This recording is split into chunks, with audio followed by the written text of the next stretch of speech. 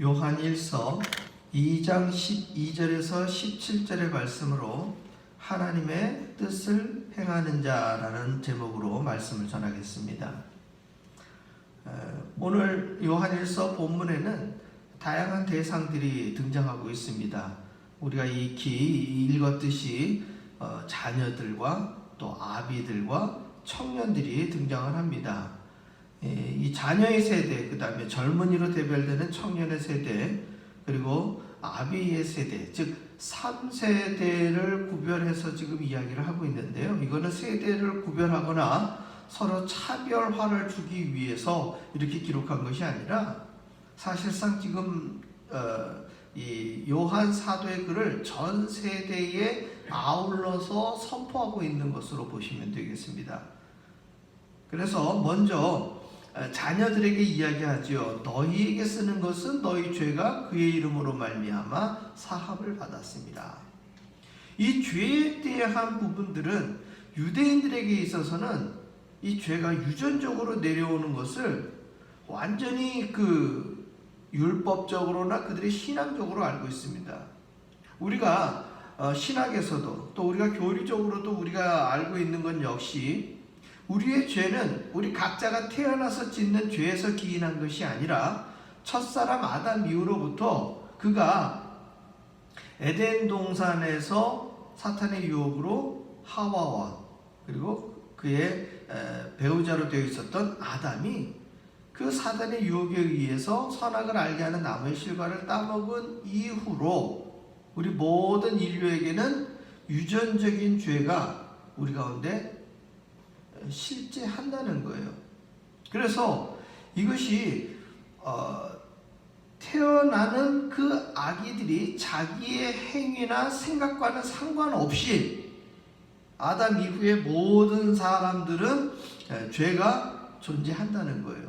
그런데 그 죄가 그의 이름으로 기록되어져 있는 우리 주 예수 그리스도의 이름, 하나님의 독생자 그의 이름으로 말미암아 유전적으로 내려오는 그 모든 죄가 사하여졌음을 요한은 지금 선포하고 있는 거예요. 그리고 아비들에게는 이렇게 이야기합니다. 너희에게 쓰는 것은 너희가 태초부터 계신 이를 알았으며, 즉 부모 세대에게는 자녀들에게 유전적으로 물려주는 신앙에 무엇을 물려주느냐? 이 천지 만물을 만드신 하나님에 대한 신앙입니다. 많은 이들이 눈에 보이지 않는 하나님을 믿지 않고 있는 세대에 살고 있어요. 그래서 많은 사람들이 하나님을 증명해라, 하나님을 증거하라 이런 이야기들을 많이 하죠. 그랬을 때에 우리 믿는 이들이 이야기하는 가장 첫 번째가 무엇입니까? 이 천지 만물이 누구로부터 창조되었다? 하나님으로부터 창조되었다는 것이죠. 그래서 이것을 우리는 신학적으로 자연계시라고 이야기하는 거예요. 눈에 보이는 모든 세계가 누구로부터 창조되었다? 하나님으로부터 창조되었다. 그런데 이 자연계시조차도 많은 이들이 믿지를 않죠. 이 자연은 어떻게 생겼다고 그래요? 말 그대로 자연적으로 생겼다고 이야기하잖아요. 눈에 보이는, 본인이 보지 못하고 자기 스스로가 창조된 것을 눈으로 확인하지 못할 때 믿지 못하는 것, 그것이 자연계시를 통해서도 하나님을 알지 못하는 우매한 것임을 성경은 이야기하고 있는 거예요. 따라서 오늘 우리가 아버지 세대에서 자녀들에게 자연스럽게 물려주어야 될 신앙은 무엇이냐? 바로 이 천지 만물은 누구로부터 창조되었다? 하나님으로부터 창조되었다.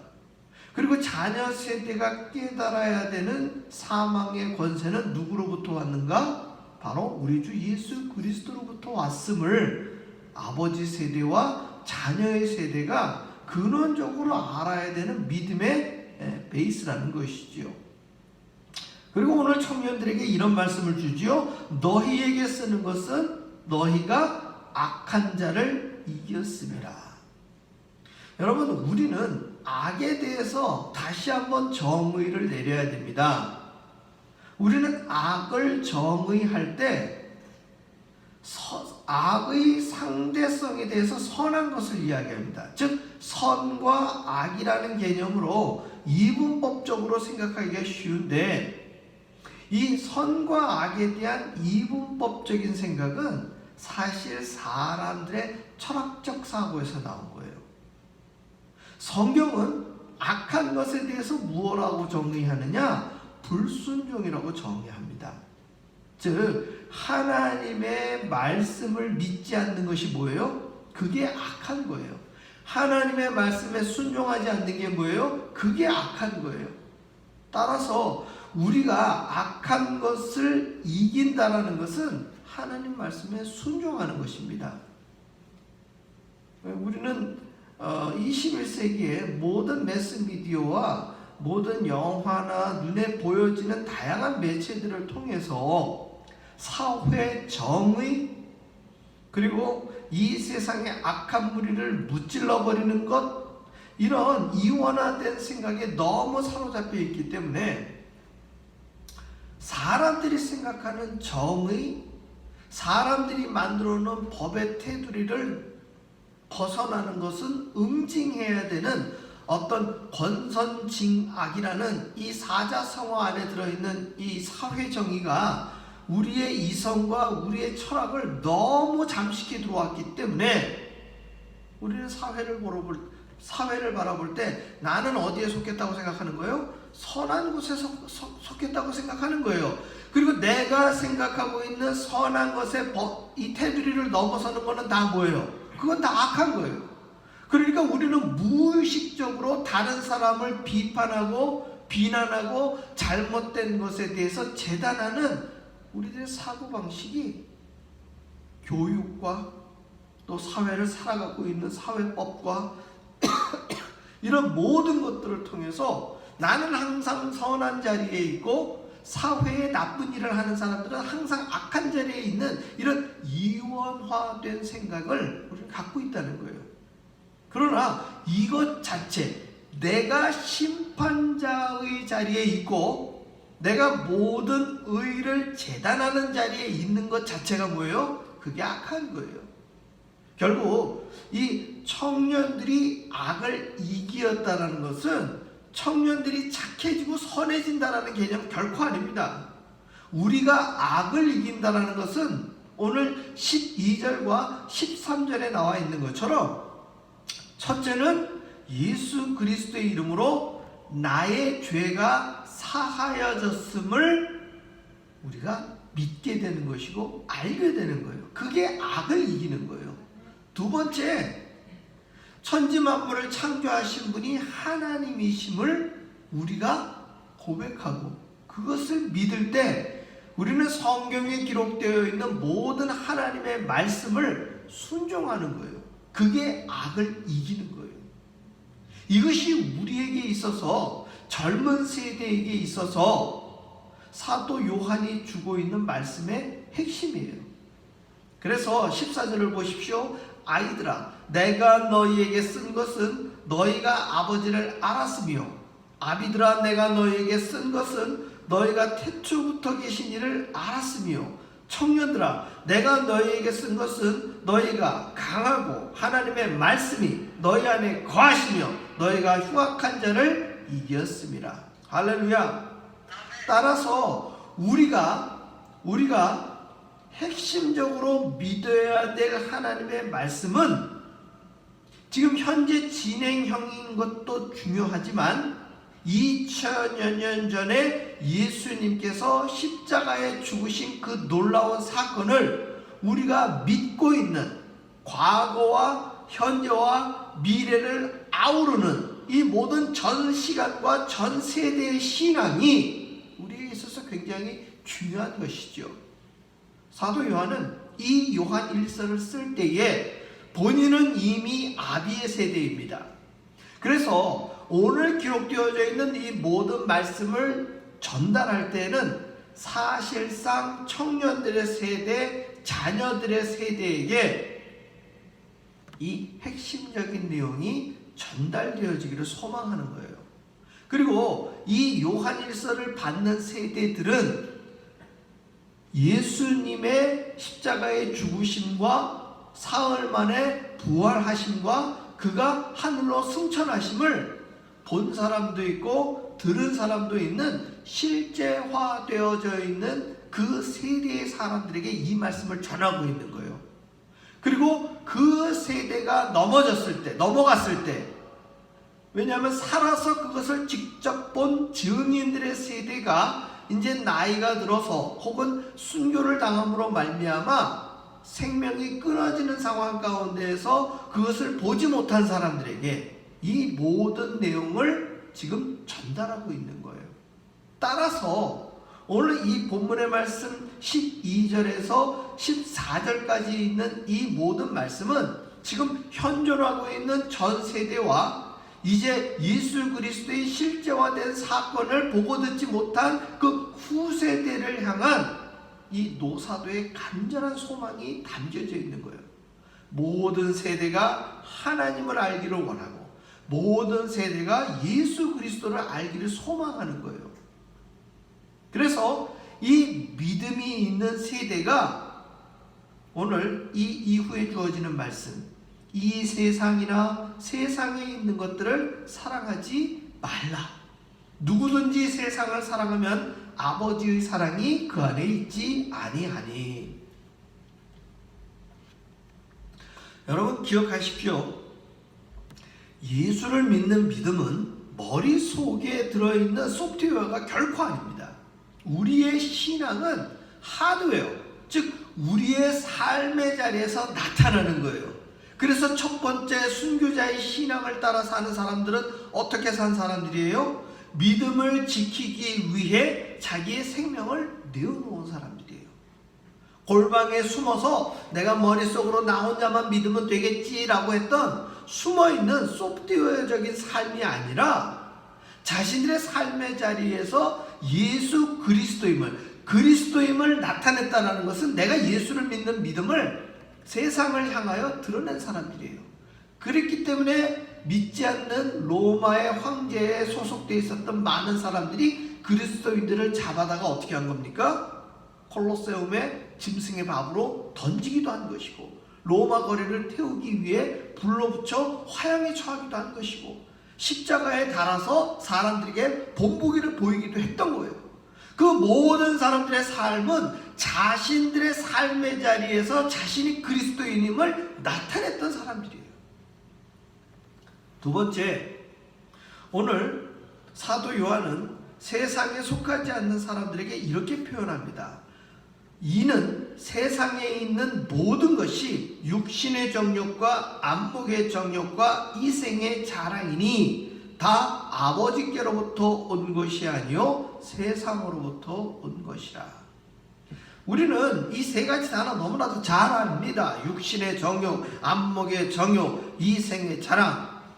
여러분 이 세 가지를 이 사도 요한이 이야기했었을 때는 이것이 우리 사람들 속에 해결하지 못하는 것으로 남아있기 때문이에요. 여러분 육신의 정욕이란 게 무엇입니까? 제가 여러 차례 말씀드렸듯이 사람의 육신이 생존하기 위해서 본능처럼 나타나는 거예요. 가장 본능처럼 나타나는 게 뭐예요? 먹는 것 아니겠습니까? 먹는 것. 먹지 않으면 사람은 생존할 수가 없어요. 물을 마시지 않으면 사흘을 넘길 수가 없습니다. 아예 물리적으로 우리 사람들의 육신은 그렇게 만들어졌어요. 물을 먹지 않으면 3일을 살 수가 없어요. 그냥 죽는다는 얘기예요. 그러니까 물을 보면 마시고자 하는 이러한 생존 욕구, 이것이 우리의 육신의 정욕에 들어있는 거예요. 안목의 정욕은 무엇입니까? 저와 여러분의 기본적인 삶, 즉 의식주가 해결됐을 때 먹는 것, 입는 것, 잠자는 것만 해결되면 우리는 더 이상 구하는 게 없을까요? 오늘 21세기의 이 자본주의 구조 속에서 살아갈 때에 저와 여러분이 먹기만 하면서 삽니까? 잠자기만 하면서 삽니까? 사실 옷을 입고 한 벌만 입으면 우리는 더 이상 욕구가 없습니까? 우리가 살고 있는 집의 구조만 살펴보더라도 이 부분은 너무나도 당연합니다. 지금 코로나 바이러스 사태가 벌어졌을 때에 마트에 음식물이 떨어진 이유가 뭐예요? 사재기를 하는 이유가 뭐예요? 그게 오늘 하루 먹기 위해서 그 음식들을 다 구입한 건가요? 그리고 우리의 옷장은 한 벌의 옷으로 좋게 해서 한 벌밖에 없습니까? 우리의 신발장에는 신발이 하나밖에 없을까요?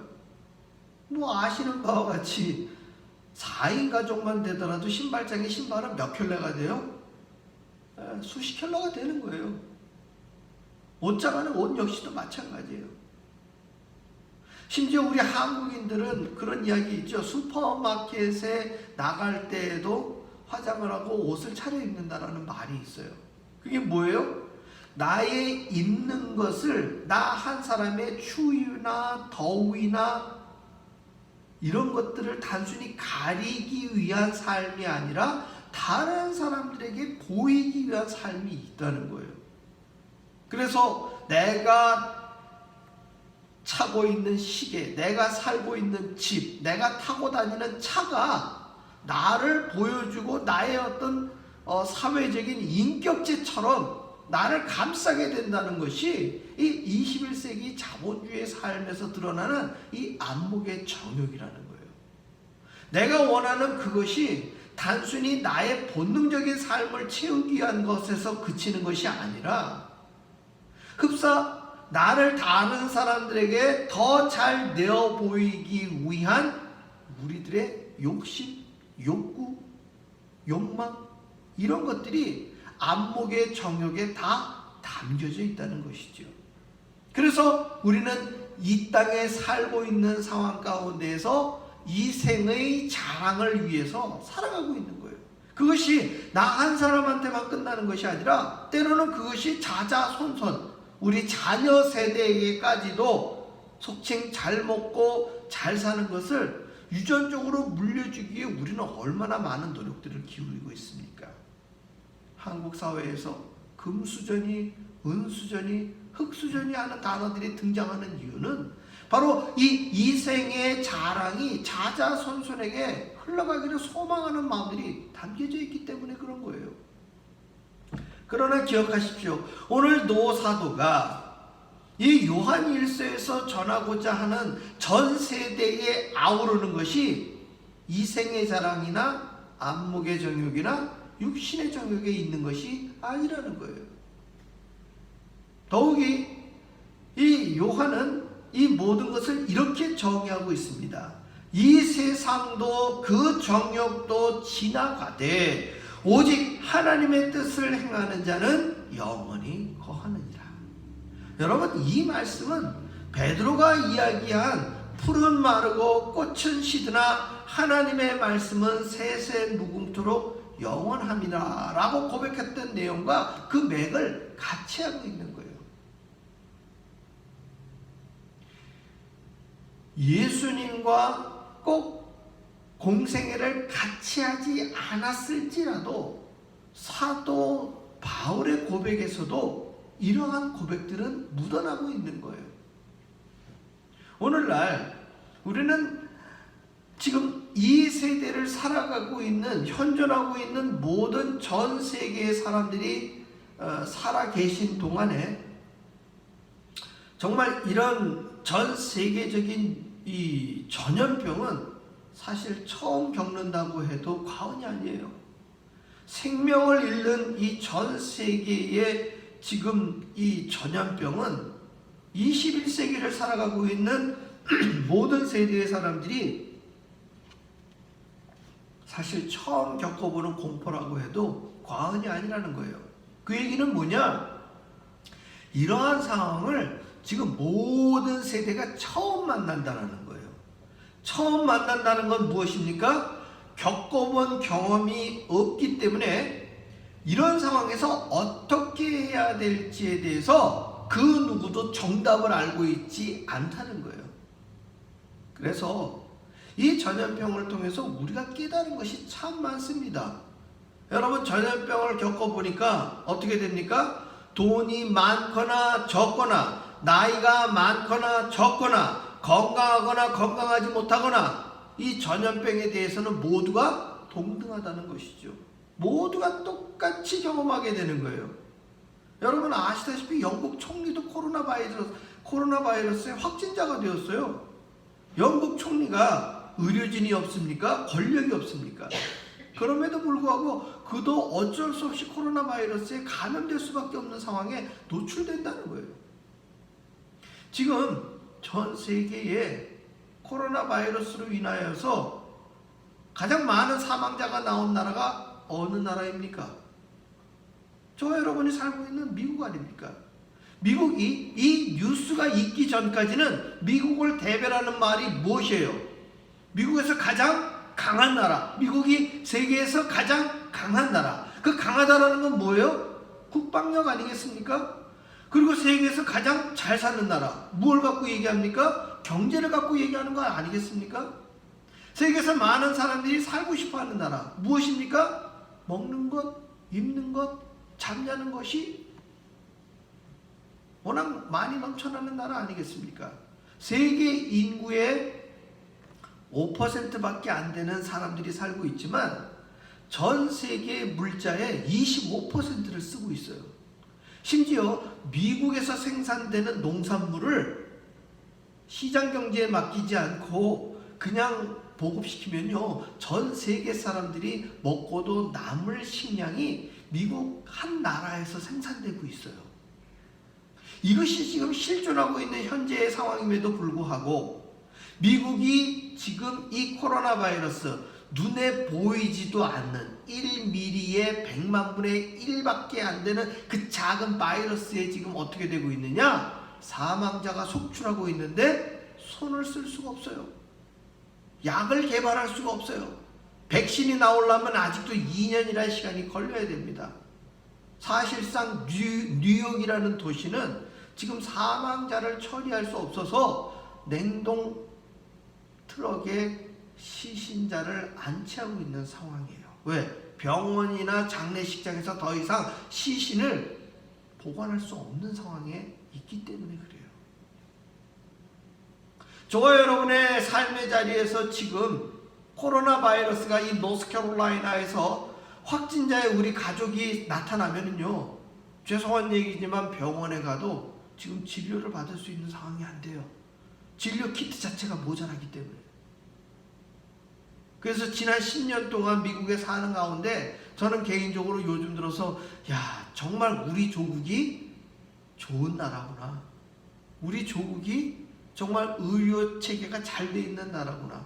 한 발 더 나아가 모든 나라가 이 코로나 바이러스 때문에 선거를 다 미뤘어요. 모든 선거를 다 미뤘단 말이에요. 그런데 아시는 바와 같이 지난 4월 15일 날 우리나라는 굉장히 높은 투표율을 자랑하면서 선거를 다 치러낸 거예요. 이 모든 상황들이 우리가 저와 여러분의 조국을 사랑하고 조국에 대한 자신감을 갖는 것인데, 여러분 이것이 우리가 그리스도인으로 자랑할 대목이 될까요?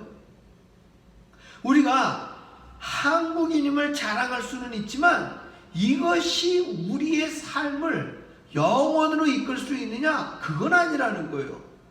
저와 여러분이 미국에 살고 있는 것이 어떤 편안함이나 자랑할 거리는 될지 몰라도 그것이 하나님의 뜻을 나타내는 데에는 아무런 영향력이 없음을 우리는 이 코로나 사태에서 깨닫게 된다는 거예요. 사도 요한은 분명히 이야기합니다. 이 세상도 그 정욕도 지나가되 오직 하나님의 뜻을 행하는 자는 영원히 거한다고 이야기하고 있습니다. 그렇다면 여러분, 하나님의 뜻을 행하는 것은 무엇입니까? 첫 번째, 하나님의 말씀을 믿는 것입니다. 우리가 하나님의 말씀을 믿어야 그것의 뜻을 따라서 행할 수 있는 거예요. 그것은 내 마음대로 믿는 신앙이 아니라 하나님의 말씀이 기록되어져 있는 성경 말씀을 믿는 거예요. 이 성경 말씀은 분명히 이야기합니다. 너희 죄가 그의 이름으로 말미암아 사함을 받았으며, 두 번째, 너희가 태초부터 계신 이를 알았으며, 세 번째, 너희가 청년들아 내가 너희에게 쓰는 것은 너희가 악한 자를 이기었으며. 할렐루야. 우리들의 삶의 자리에서 내가 오늘 생명이 있음이 누구 때문이다?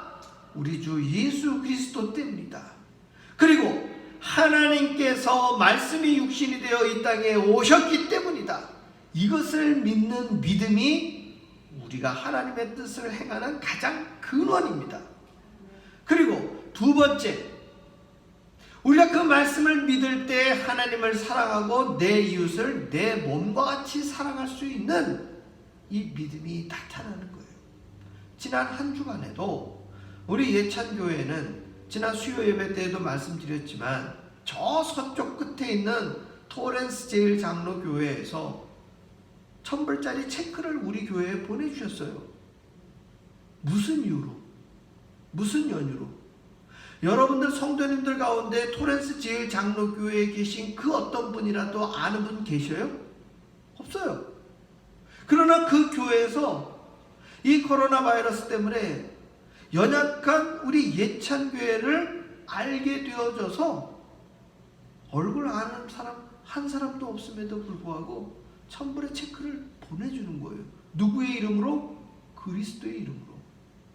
사랑하는 성도 여러분, 우리는 그것을 받기만 하고 기뻐하고 즐거워하는 것에 그치는 것이 아니라 그것을 우리는 우리가 보다 더 연약하고 지금 더 힘든 상황에 놓여 있는 이들을 위하여 나누고 베풀고 섬기는데, 우리가 그것을 행할 때 우리는 비로소 하나님의 뜻을 행하는 자가 된다는 것입니다.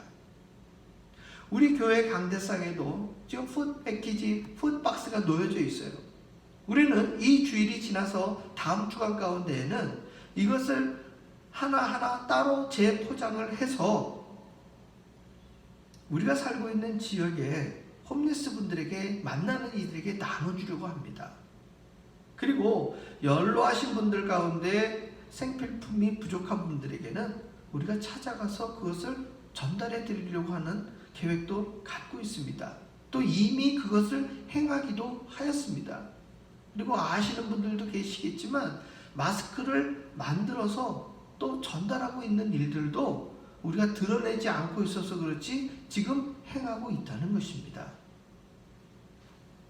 사랑하는 성도 여러분, 우리가 지금 바이러스 때문에 각 가정에 자가격리를 하고 통행금지 시간이 있어서 움직이지 않는 것 매우 중요합니다.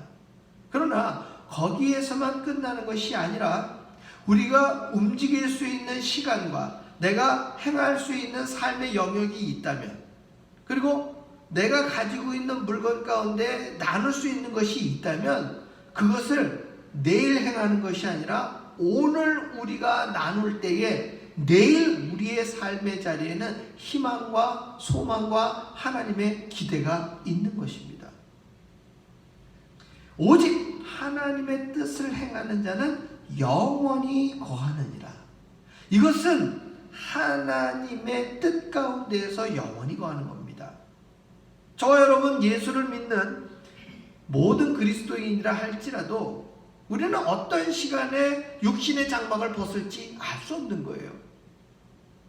믿는 이들도 코로나 바이러스에 걸릴 수 있는 것이고 목사도 그 감염이 되어 사망할 수 있는 거예요. 그러나 우리가 언제 어느 순간에 육신의 장막을 벗고 이 세상을 떠난다 할지라도 우리는 오늘 살아있는 동안 하나님의 뜻을 행하는 거예요. 그것이 우리에게 주어진 그리스도인들에게, 모든 그리스도인들에게 주어진 미션입니다. 전 세대가 하나님을 믿고 나아가는 믿음을 갖고 있고 전 세대가 하나님의 뜻을 행하는 그 믿음의 자리를 오늘 우리에게 주어진 삶의 자리에서 행한다면 예수 그리스도의 십자가 사건은 과거의 사건에서 끝나는 것이 아니라 저와 여러분들의 삶을 통해 오늘 그리고 내일 그리고 다시 오실 그날까지 저와 여러분의 모든 삶의 자리에서 그리고 우리의 후손들의 자자손손의 삶의 자리에서 영원히 나타나는 사건으로 계속될 것입니다. 이 놀라운 사건의 자리에 저와 여러분이 늘 함께 하시기를 주의 이름으로 축원합니다. 기도하겠습니다. 할렐루야. 아버지 하나님 감사합니다. 주께서 우리에게 모든